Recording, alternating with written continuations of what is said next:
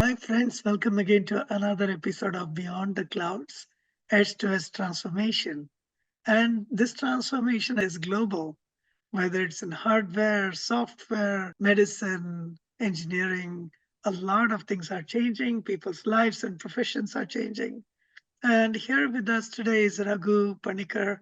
Raghu really understands the history of what happened and what's happening now in the electronics industry in India. Raghu, how did you become the Raghu we know today? Thank you, Shankar. I've always viewed all your videos and the series that you've been running. And somewhere in my heart, I had thought about it.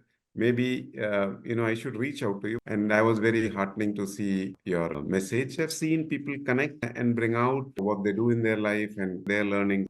So that is very heartening, Shankar. So thank you for having me here. I'm more of a movie guy. Everything that you would see me talking is more of a story. Where there are connections that you've made, the characters of the people that you've met, and one way or the other, everybody has changed and transformed. And put your thinking of how would you lead your life. It could be friends, it could be families, it could be people from the industry. Oh, that would be perfect. As you know, I see my entire life like a movie, like a drama unfolding.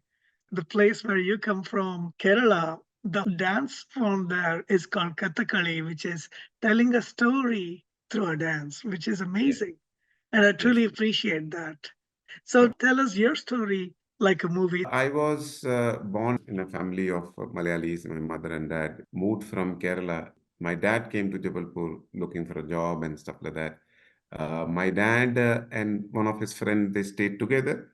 And then he eventually married the friend's sister. When she moved from Kerala, Palakkad to Jabalpur, she went out to work. So both mom and dad were working. And we were born in Jabalpur. Me and two of my siblings. The second sibling is a brother, and the third one a sister. All three went to a Catholic school. The Catholic schools in India brought in a revolution in our education system. My father, all his monthly salary would come and give it to my mother, and mother would then eventually give it to the father to run his daily errands and stuff like this. My father worked in a vehicle factory, Shaktiman. He would go early in the morning and come back late in the night. So it was my mother who was running the house, which necessarily meant that she was depending on her first son to do all the local work, which meant that you had money in your hand from your younger days itself. And when you have money in your hand, you get a little bit of that freedom. Those days, money did not come into the bank. Depositing the money into the bank account, going and do the little bit of the grocery stuff.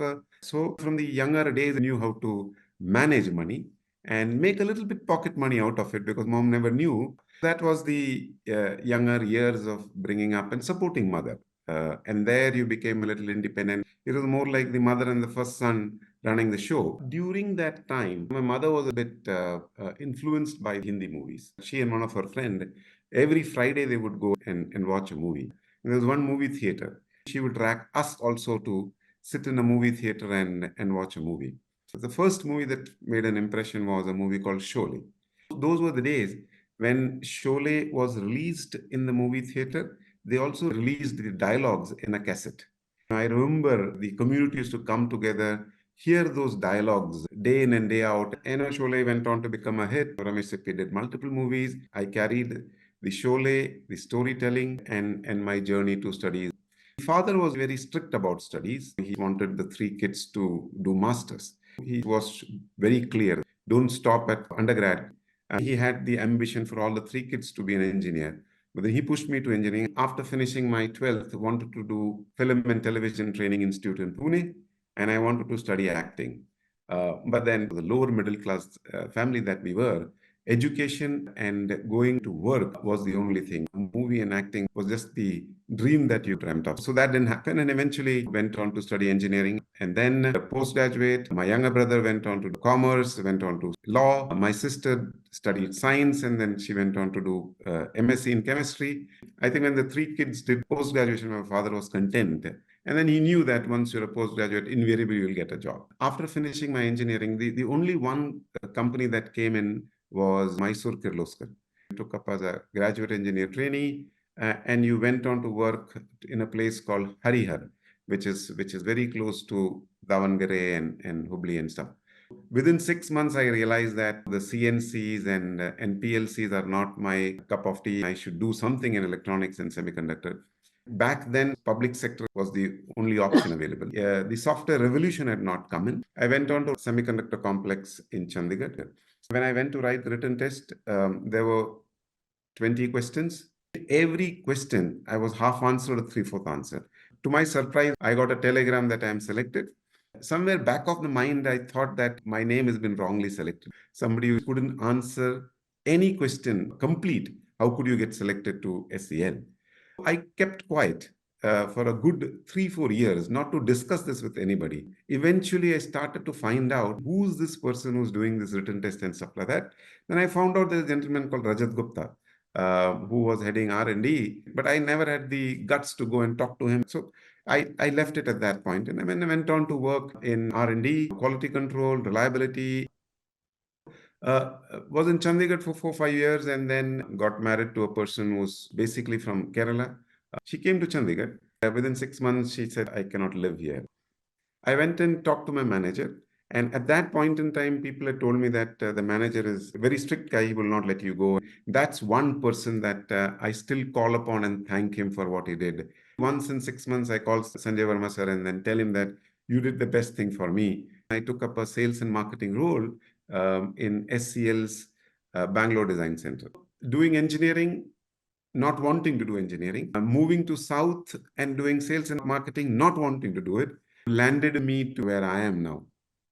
Thinking a little bit of what SCL did, many of you I've asked questions. Does it still run? Is it closed or is it burned down? SCL was started by a gentleman named Dr. Zarabi.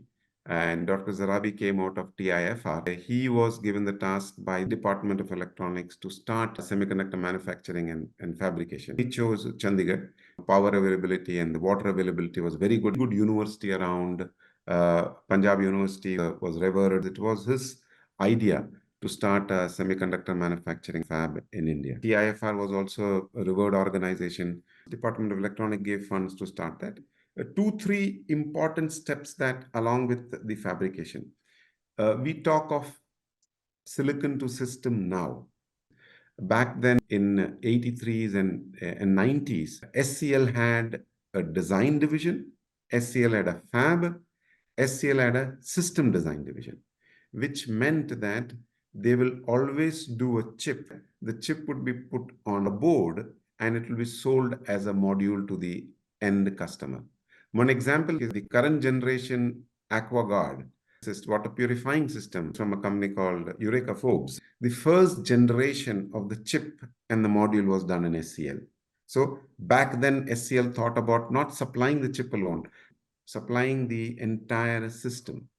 That's the vision of Dr. Zarabi. We did a lot of products, thermometers for ponds, a lot of rural automatic exchanges using our coder decoder under a transfer technology with CDOT. Silicon to system was back then a vision by Dr. Zarabi. We talk about the tier 2 cities these days, setting up design centers, VLSI centers outside of Bangalore, Hyderabad, and stuff.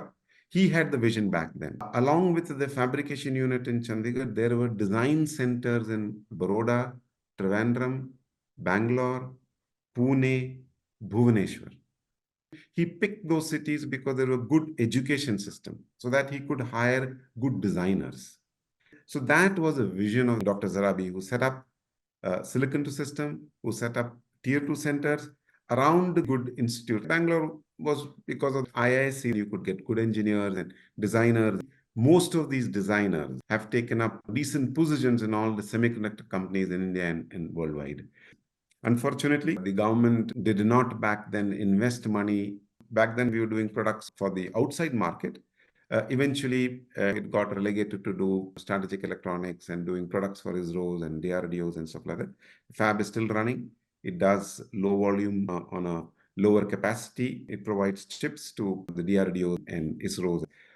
Now there is a discussion about modernizing it, making it a research center with the India Semiconductor Mission. So that's where SCL played a role of moving from a design to sales and marketing. In Bangalore, my wife was very happy. I had a change of my career, change of my thinking from a R&D guy to getting into sales and marketing. I liked it. At that point in time, I met a very good friend, Yasho Ranjan. Yasho eventually went on to head Renaissance in India. I see people cannot differentiate between what is sales and what is marketing. They interchange this very frequently. That is something I had to learn. I had to read Philip Kotler to understand the basic difference of what is sales and what is marketing. And you don't interchange this until unless you know the background of the person. Things in India got to change in semiconductor. I spoke of Dr. Zarabi, the backbone for SCL setting it up, and he went on to become the managing director and ran it for the number of years. There were a few other gentlemen within the organization. And one such person was Rajat Gupta, who gave me nightmares for large number of years of not knowing what happened in my written test. And I had to ask him at some point in time. So what I learned is that Rajat and a couple of them quit SCL and started a company called Arcus Design. That was the first center in India beyond SCL, which these gentlemen started. And they were doing third-party designs. Eventually, Arcus was acquired by Cyprus, and that's where Cyprus came into India. Around that time, a lot of these multinationals having to come to India was possible through some of the services companies set up in India. Now, back then, Infosys started to grow. Wipro started to grow, all on IT services and BPOs and stuff like that, or product engineering services. The L&T started to grow. Mindtree came into being. When these services guys were supporting the big semiconductor guys from an IT backbone standpoint, they got connected with product engineering services and they started a semiconductor wing within Wipro, within HCL, within L&T. That small division of semiconductor started to do services. Outside of these companies, there were a few services companies, Spike Technologies. Pradeep Vajaram and his team, he started Spike and he ran Spike as a services company. Eventually, Spike was acquired by Qualcomm. That's how Qualcomm came into India. And Pradeep went on to run Qualcomm for many number of years. He did another attempt, Smart Play, and sold it off to Aricent, Altran, and Capgemini. So he's another person who has shaped the semicon industry, Pradeep Vajaram.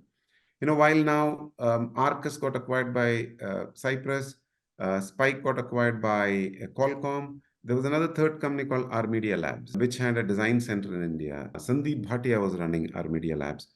R Media Labs got acquired by Broadcom.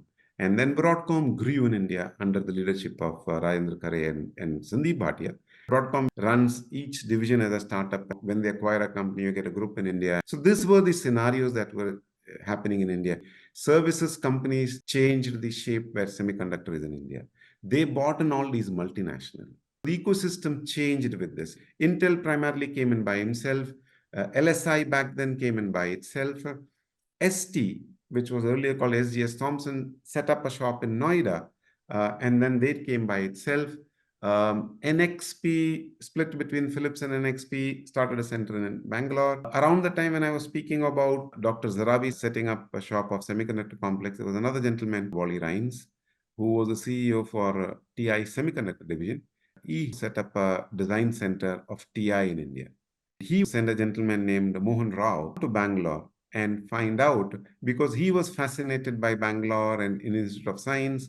He thought that setting up a small center here would be helpful for TI. The EDA group of TI, that's where the TI center grew. And then TI flourished. These two gentlemen should be given their due credit of starting the semiconductor stuff in India.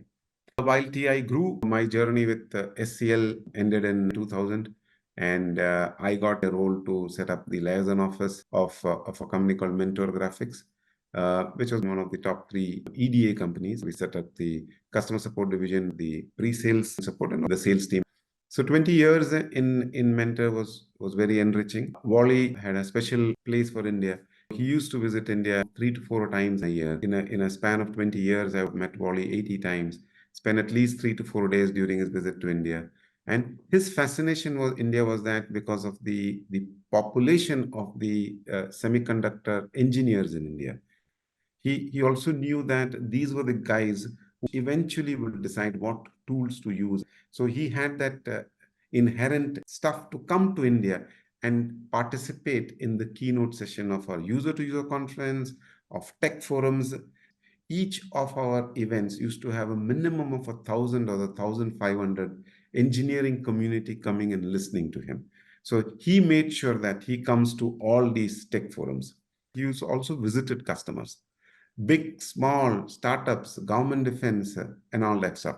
He never used to differentiate what kind of a customers he wanted to meet. He used to leave it to the India team to decide. That was something which was very interesting. I used to fix at least a minimum of 3 to 4 meetings in a day. A CEO of a company, after a meeting, would immediately open the laptop, start making notes. By the end of the week, when he is leaving India, he would have sent a 5 page visit report of India, and he would send it to everybody with actions in the division, in the sales team, and everybody. He would eventually follow up. I've seen this for 20 years, and I'm sure he goes to multiple other countries. He goes to Europe, he goes to China, he goes to Japan, and he also works in North America. He writes the notes, he then puts it into his laptop. That is the learning that I had, which is a very small thing, right? To make minutes of the meeting, follow it up with action. Because otherwise, the meeting is no value if you've not followed it through and if you've not made sure those actions are closed. That's what I've learned from him. And I still do this writing. So that's where Wally made an impression to all of us, into each one of us, be it the industry, be it our own colleagues. We also ensure that our team members are with Wally to learn from him, to hear from him. So most of the India team had the opportunity to be with Wally, be it lunches, dinners. He's been a great influence to India, Indian ecosystem. So wherever he goes, he will tell a story of TI. Wherever he goes, he'll find a person from TI in that organization to get connected. And when he enters a meeting, he opens the meeting, he gets connected with the people, he tells the story of TI, and somewhere there is a connection, and then he drives the meeting. So every time you get excited to take him to customer, learn a thing or two, and then end the meeting with the minutes. In mentor, I can take names like Sanjay Gandhi, Om Batri, Sridhar, all these guys wanting to get a meeting with Wally along with the customer. So those 20 years were very enriching. And then a few years down the line, there was some other change that was happening. TI, with that growth, was also making sure that some of those leaders were wanting to come out and wanted to set up startups. Let me take name of Ghani Subramaniam, right? Ghani with a team of people from TI came out and started the IP startup revolution in India. Before which there was all services, which was good because that's where a lot of engineers came, a lot of training happened, and then Ghani started the IP revolution. Post Ghani's acquisition, Cosmic Circuits acquisition by investment by Libutan, and then eventually getting acquired by Cadence, it paved multiple other startups to come in the IP domain. One other name is Naveen Chava. Naveen also came out of TI. He, along with a group of people, did a services startup called Semiconductor and did another startup of an analog IP with Sujay Chakraborty and Ravi Mehta and Naveen started Silabtech, which was Silicon and Beyond, which got acquired by Synopsys. Naveen did Semiconductor as a services company, which eventually sold to Altran and then to Capgemini. So all these gentlemen made a name of their own, did their bit from a IP and a product startup and a services startup. That's how the semiconductor ecosystem grew. I cannot stop without telling another name other than Pratibhajaram, Ghani, and Naveen. Back then in Hyderabad, there was another story getting developed over there with a company called Qualcore and a company called Qt Technologies. There was a gentleman called Dashrath Gude, who's known as GD. He started Qt Technologies. Eventually, Qt got sold to ATI, and ATI came into India, and GD was running ATI, and then eventually ATI got acquired by AMD, and then GD became the country head and one of the best corporate VPs which AMD had. And he was making sure that AMD had its importance within the corporate. The kind of designs that they churned. He created an ecosystem of a training institute, a services company where the guys were coming into Veda IIT, getting trained. They were hired by Socktronics, and Socktronics was doing design services for AMD. That ecosystem made sure that a lot of engineers came into being and then get into doing hardcore electronics by joining these finishing schools. So that revolution was happening up in Hyderabad. Then Xilinx came into India. Xilinx got acquired by AMD. So Hyderabad grew. So three centers, while Vivek Sharma grew the Noida part of ST Micro, and he was a name to reckon over there. Freescale started in Noida, where Sanjay Gupta was running Freescale. Eventually, Freescale got acquired by NXP. And so those were the two centers over there.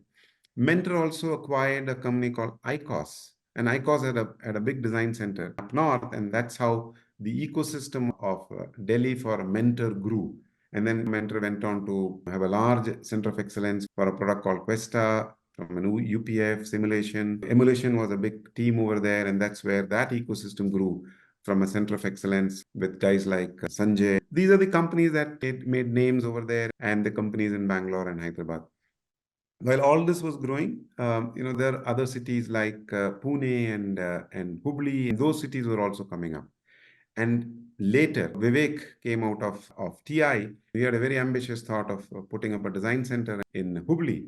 And that's where Sankalp came in. Sankalp bought in the revolution of seeing how could tier 2 cities benefit. They had centers in Calcutta, they had centers in Indore and in Hubli and stuff.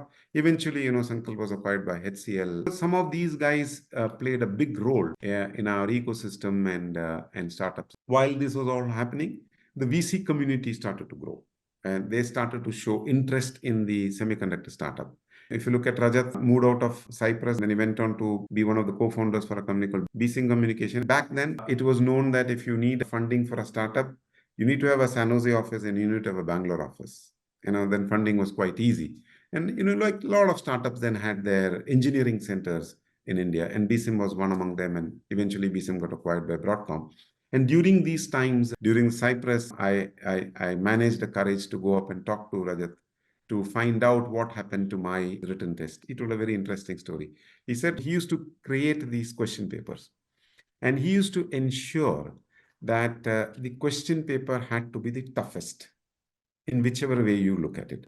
He wanted guys not to get the answer, but he wanted to understand the thought process, how you are writing these answers.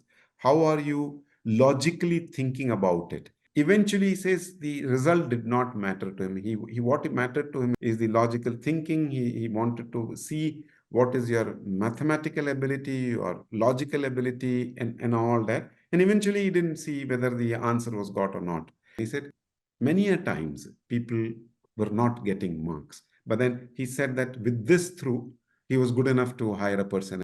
But then he also said one thing, that every year he changed the answers because somewhere he got to know that the last year's question papers are available to others. It gave me a little bit of a sense of a pride after that. Now he's doing a startup in Risk5. So all this was happening. In between, we also felt that there should be an industry body which should represent semiconductor and electronics. Somewhere around 2000, some of us used to meet on a Sunday and just have coffee. We coined a word called BOB, brainstorm over breakfast. One of the big names in that is Satya Gupta. Satya was running along with Naveed in Intel, which is called the Intel Microelectronics Services division of Intel. And then Naveed sent Satya to come to Bangalore to start that division of Intel. During one of the VLSI conferences, I accidentally met Satya in one of the coffee table, and then we started to chit chat. We built a relationship for the last 25 years. Satya is one person who very selflessly thinks about what could be done in the ecosystem. He just talks his heart out without any selfish motive. Satya, Rajendra Khare, the gentleman was running Magma at that point in time, Anand, and a few others from the industry, Veerapan, who went on to start TESOL. All of us were meeting for a session called BOB, which eventually transformed into an industry body called ISA, India Semiconductor Association. And then they brought in the Executive Council. Later, it got renamed because India Semiconductor Association was becoming very specific to semiconductor. Then they added the word called E, which is India Electronic Semiconductor Association, which meant the manufacturing, the component, and all that stuff.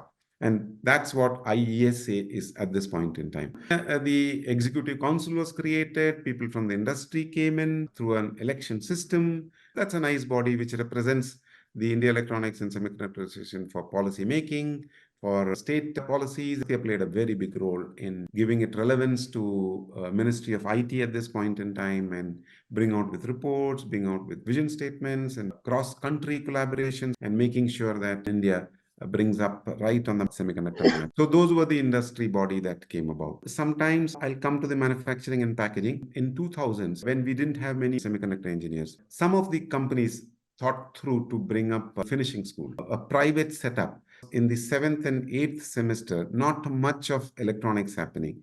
VSDL and Verilog was not mandated then by AICT, which is the governing body for engineering.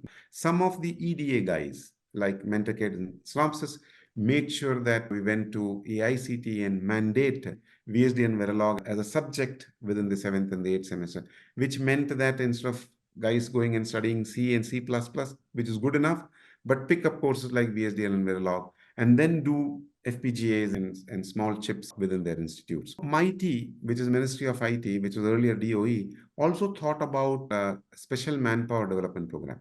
They selected colleges. The first program selected a few tens, then it went to a few more tens, and then right now, special manpower development program is in phase 5, where they mandated that the EDA community donates their best-in-class EDA tools to these education institutes.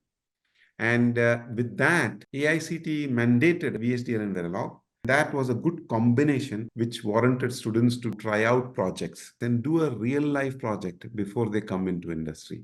Also, there were few finishing schools that came into being. The certification program to 1 year of various programs, and they learned the skills. They got their hands dirty. And hence, Veda IIT, Maven Silicon, Sandeepani, CDAC had a very good program. Semiconductor Complex had a very good program for certification. All these people made sure that a lot of engineers got trained and then placed.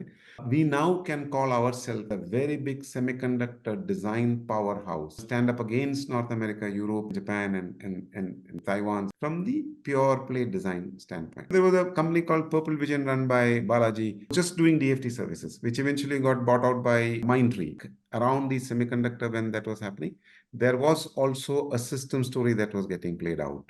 SLN Murthy, who came out of Bharat Electronics, set up a company called ECAD Design, which was doing all the board design services to do the schematic layout, Gerber, system level simulation, package level simulation. They started to do all the design services to the Alcatels, Lucent, all the semiconductor reference boards. That company went on to be acquired by a bare board PCB company called AT&S. They spun off and got bought by a EMS company called Sienna, which now runs as a Sienna ECAD. From there, a lot of semiconductor system design services people came into being. That's a beautiful combination of a semiconductor and a system. While this was happening, some of the EMS guys like Sanmina and Flex and Jabil started their manufacturing lines in India. That's where the EMS grew. And then we had our own homegrown companies like Kaynes Technology. Kaynes came in 34 years back. Ramesh Kannan from Calicut came to Mysore to study engineering from NIE. He started small contract manufacturing to Wipro and L&T.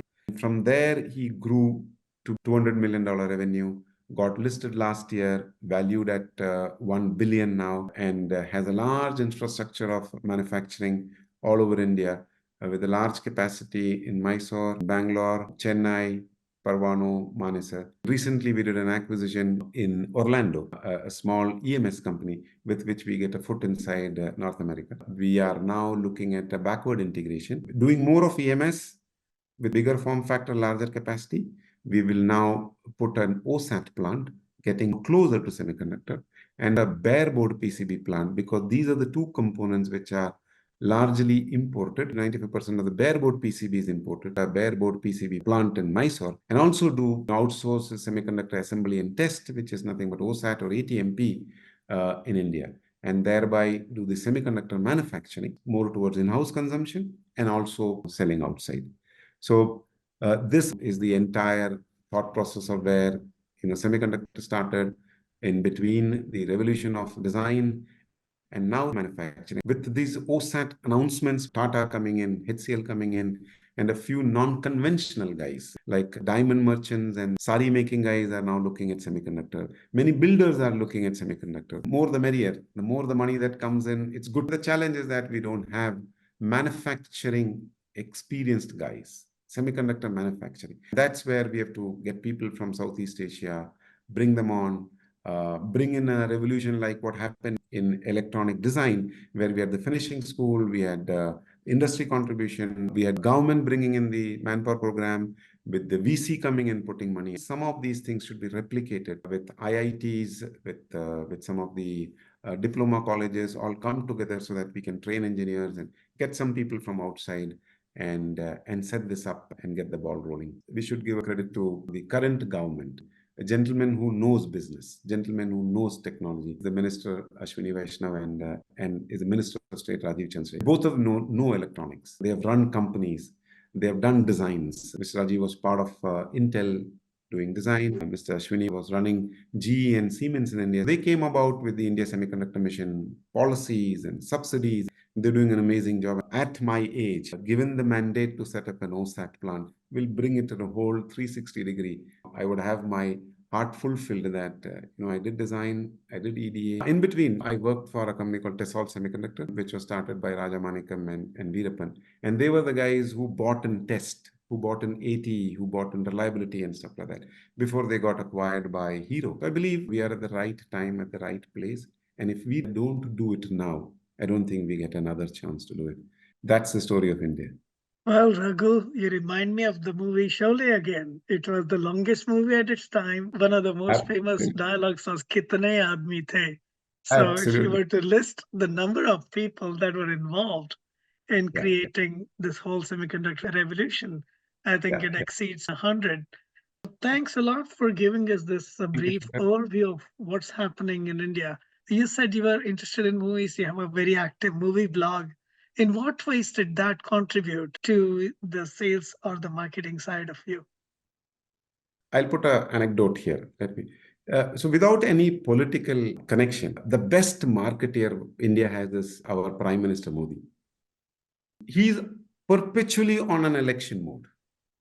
You go outside of India, you see him marketing, whether it is East, West, Australia, everywhere. And you see his popularity, right? You see the words that he uses. He says IT revolution. IT is nothing but India and Taiwan. He says AI revolution. What is AI? America and India. Look at the narrative, whatever we call him, but he's on the marketing trail for the last 9 years. For me, sales has been the forte. Sales is something that connects me to a lot of people. All these names that I spoke, all these people that I've met, is all through sales and connection, all through business. But then never in my life, when I meet people, I think of doing business. I always think of connections. That half an hour, 45 minutes of a chat that we have is all to understand who the person is all to understand what the person is doing, is all to understand what the family is all to understand how they are bringing about their thought process. And thereby you build connection. Thereby you see what could be done together. That has been my forte. Connecting back to a little bit on the movies, I feel that we are a market which is still yet to grow from a movie standpoint. I did an analysis. The best of the movies that have made money is the Salman Khan movie. Only 2 to 3% of India population is watching movie, which means that we have a market of 97%. So that is something that interests me on the movie business part of it. Now, if you would see in the last 5 years, Hindi movies are getting made at the same time for languages like Telugu, Tamil, and Malayalam, because that's a huge market. Same is the case with Bahubali and stuff like that. They have been made in Hindi also at the same time. So people are getting smart. They want to make sure that these markets are tapped in the first week itself. Once the movie is run, let's take of Roja, because one of the first movies to revolutionize this and get across pan India, right? Even though that was made in Tamil, it had the first acceptance because it had a beautiful story of the J&K issues and then a love story going around it. So Mani Ratnam made sure that a Tamil movie had a pan-India selling. Mani Ratnam is a great, right? And he picks up backdrops of Sri Lanka, backdrops of money, and weaves a love story. And then our stories have changed. One kind of movies that I like the best in India, Malayalam movies are the best in picking stories and weaving a story out of it and making you think. They may not be the highest paid stars. Bollywood is more flamboyant. Bollywood is more of make believe. You put your thoughts somewhere else and sit and watch the songs and dance and all the actions. But the real story, if you want to see, it's in Malayalam. And another thing is the Marathi movies. The Marathi movies have an inherently strong story. The Bengali movies have inherently strong stories. I'm not a fan of Shakespeare and Adur Gopal Krishnan and stuff like that because it gets too literaturish. I'm not okay with you pan a camera and then you show the road for 2, 3 minutes. I just cannot understand that. I need something to move around. I watch movies which is more relationship based. Ijazat by Gulzar is one of the best movies done on a relationship of a husband, wife, and a third angle. I have watched that movie at least 70 times. I would have watched the movie sitting and putting a point of view of Nasruddin Shah. So what is Nasruddin Shah doing then? Then I watched the movie with Rekha in mind. Then I watched the movie with Anuradha Patel in mind. What is that character doing in that movie? That's what fascinates me. People ask me, have I not understood the first time? That's why I go and watch the movie 2, 3 times. But I'm going and watching the movie with that character. I'm going to watch this movie with this character. I went and watched Padmavat just for the character of Khilji. He was so on to the face that he was after Padmavati, right? He had no other agenda. There was a small 1 minute video which Anupam Kher posted 3 days back about Ravan. Ravan was at least onto the face with a number of faces. And Ravan, when he's getting burnt, he's asking people, how many of you are Ram in this crowd to burn me? At least Ravan had the courtesy of not touching Sita without her consent. Ram won the war, but Ravan had to be praised about the purity he kept, even though he kept Sita there. He did not even touch Sita. The last 3 years, Shankar has been a leveler for all of us. We were all made to sit at home. That was a big leveling. Thank God you are here to talk to each other. Shankar, yeah, I mixed the movies and the sales and marketing stuff. And you did it very beautifully. In fact, you reminded me that between the first wave of COVID and the Delta variant of COVID, I was in a place that's in your background, Aleppi, which is some of the most beautiful backwaters in India. And it was quite an experience. So let me get back into the design side. You mentioned the role of tier two cities in India. If you really think about semiconductors, practically every city that grew the semiconductor space, and even to a large extent, even the software, were tier two cities. Bangalore was not a tier one city when it started. It was Absolutely. actually almost like a village when I first saw it in 1981. And so Correct. wasn't Hyderabad, wasn't one of the top Yeah. five cities. What's the role of tier two cities? You mentioned Sankalp. They even went to Bhubaneswar, among many Yep. other cities. How are they able to keep the momentum in these tier two cities? Shankar, when I talk to students in the called tier two cities, they find two challenges. After they do electronics engineering, they have to either come to Bangalore and Hyderabad. The cost of living for them would change. If something is coming on their backyard, it's an easier shift. They don't have to shift from Hubli, Bhubaneswar, Indore. Hence, these companies went there. The BVB Hubli delivered the best of engineers. Otherwise, those guys have to come to Bangalore. Startups that were in the services domain, they don't have to pay that high like the engineers in Bangalore were demanding. It worked both ways. It worked with Sankalp to set up something in BVB, put a lab over there, train engineers, get them onto their setup and work. So it helped the engineers, it helped the companies. And that's the model they kept on replicating in Bhubaneswar. And Synopsys started a very big center over there. Bhubaneswar is another center city that is now coming up with the IT special secretary and the department over there who's planning to make big in Bhubaneswar. Likewise, Kolkata, Indore, Chandigarh, Baroda, Pune. If you come to Bangalore, you have to get your home, you have to get your meals done. In Hubli, you stay with your family, you have a home, you go and work, deliver your passion, and get paid for it. Products could be done anywhere. You need smart engineers. I was amazed in the last 6 months. Each city, each secretary, each division comes to you and sells themselves. The bureaucrats and the government guys, they will come and sell to you, luring you to that state. That's a change that has happened. I mean, I've visited Gujarat government, Noida government, Tamil Nadu government, our own Karnataka government, Telangana, and Bhubaneswar. They pitch it to you. They pick you from the airport. They take you to the office. So the little thing. Earlier, my time, you had to go to government, push them. Now they have a single window clearance system. That's the way to grow the ecosystem, bring in jobs. The Bhubaneswar secretary, he told me, during pandemic, people were moving back from major cities to their hometown. So Bhubaneswar did a study. How many of those people came back from Bangalore, Hyderabad, Pune and came back there? And they got a very big number. Accenture opened an office in Bhubaneswar and people don't have to go back. People are being creative. The government is getting creative to see how can you bring in this revolution, more growth in semiconductor manufacturing.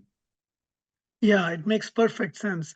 Some of the early companies were all service companies. Slowly, Yeah. they have been going towards semiconductor IP and design services.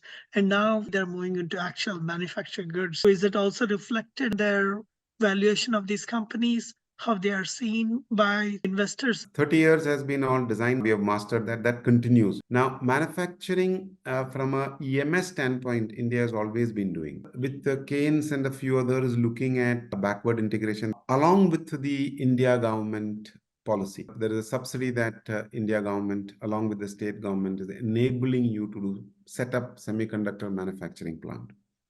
If you have the right intent backed up by investment, which Keynes Technologies has with the last year IPO, with the financial leverage that we have, with the QIP round that we did and garnered funds, we are now self-sufficient to put up a OSAT plant. We have a technology collaboration with companies in Malaysia. We have a collaboration with Raja Manikam supporting us with his company called Ponytech.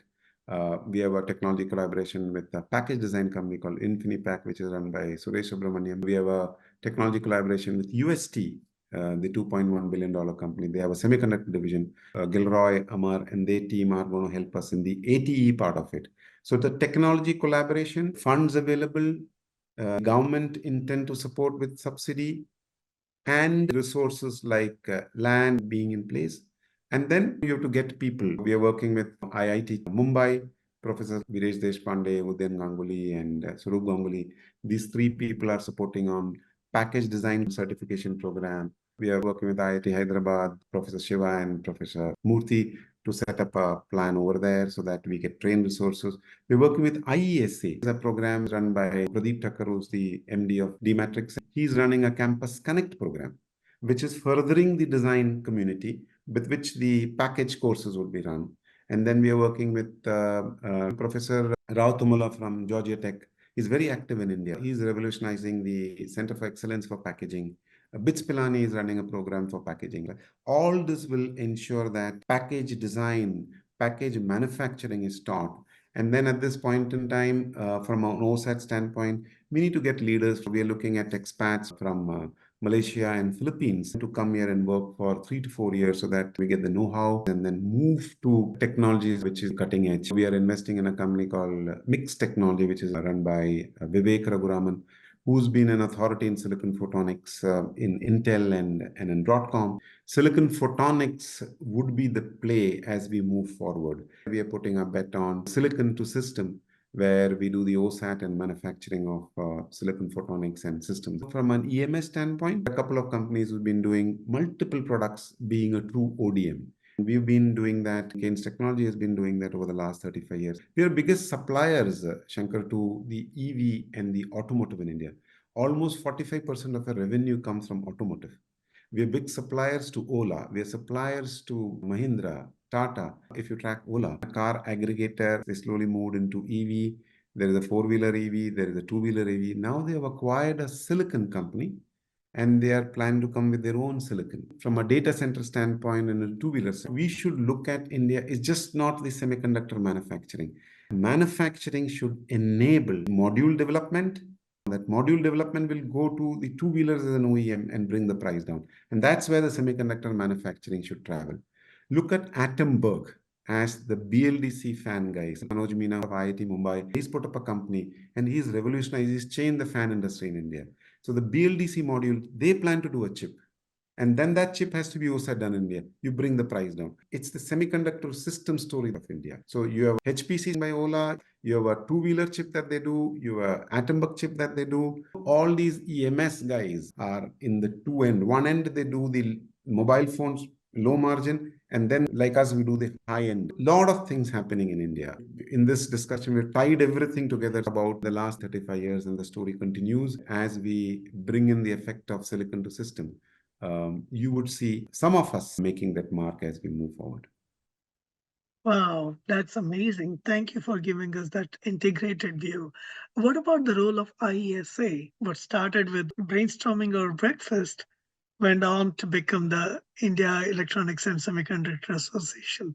What has the role of IESA been in terms of fostering entrepreneurship, developing students? ISA, even though started with a brainstorm over breakfast, an industry body, creating a vision summit, networking events, they also transformed themselves to working with government for policy development. The new electronic policy, the India Semiconductor Mission, the state government writing policies for electronic and semiconductor. Satyagupta is involved with Bhubaneswar to write their policy. Bobby Mitra was part of the TI Executive Council as part of the IESA. I was part of the Executive Council.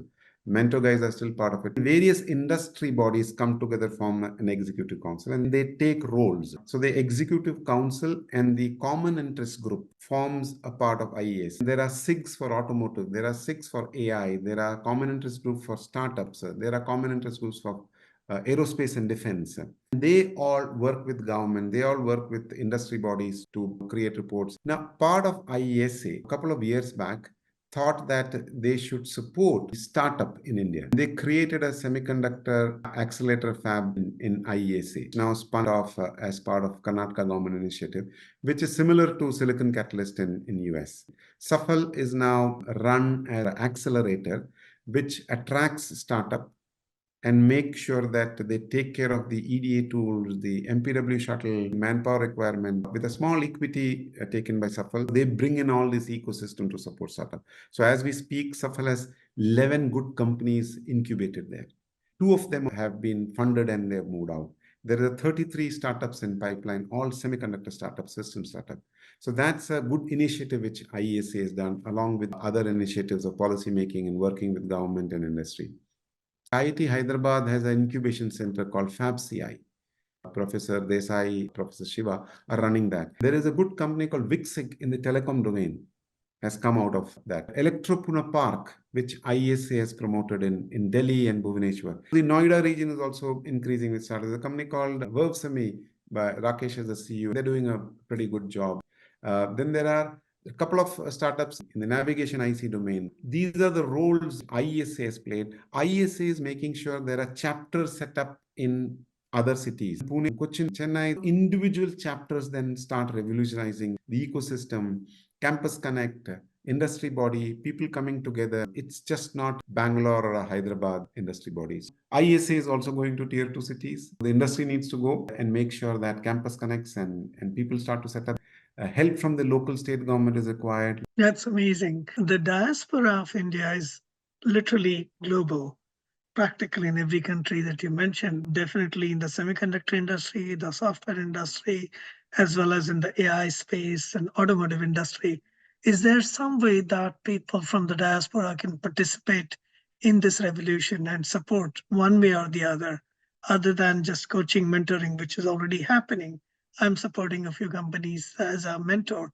Is there a formal mechanism by which they can find each other? Two, three ways. One is the government themselves are reaching out to the diaspora. That's why Professor Rao Tumala from Georgia Tech is taking an active role. Professor Paul Raj is making his mark from a telecom standpoint. He's an advisor to the government. Sam Petroda has been earlier advisors. Professor Umesh Mishra from UC Santa Barbara, from a compound semi standpoint, he's advising the India government. If India diaspora wants to support this initiative, India Semiconductor Mission would be the place that they should go. Sagar Sharma and Wasi are the two people running it. The Minister Rajiv himself is an active participant to all these events. Minister Rajiv's LinkedIn feed, every day you would see he's meeting somebody or the other. And he posts it out. He even meets local company CEOs, which is a good way of letting the diaspora know. So that is one part of it. Second would be IESA. India Electronic Semiconductor Association would be the right body to connect with, and then they take it further depending upon their expertise, what area that they should look at. I am from Kaynes Technology looking at putting an advisory board. So I'm reaching out to a few of the people in US who come from packaging, who come from semiconductor, and we are creating that. So things are open. It just needs that people should know about the India Semiconductor Mission. the amount of funding that is put there. Similar to US Chip Act, people can reach out, people can watch your videos. You've been talking to multiple of those guys. You spoke to Madhu from Incore Semi. Look at the story that they have. Professor Kamakoti started the risk revolution, and then Incore Semi came about of that. They got funding from Sequoia, right? Mind Group got invested in that. Many people are doing the risk part of it. Shankar, you're playing a big role in talking to Well, folks I'm doing a over here. few things. I did talk to Anand Deshpande, who Ah, revolutionized and brought software, and absolutely. Professor Ram Gopal from IIT Delhi and now at BITS Worldwide. I'm very much in touch with my alma mater at IIT Bombay. They're doing some amazing work. I support some of the people in Gujarat because of the manufacturing requirement, the Ministry of Education. There's so much more to be done. I'm glad you gave us a good overview of it and specifically what keeps you up at night and early in the morning. I see that you're available most of the time.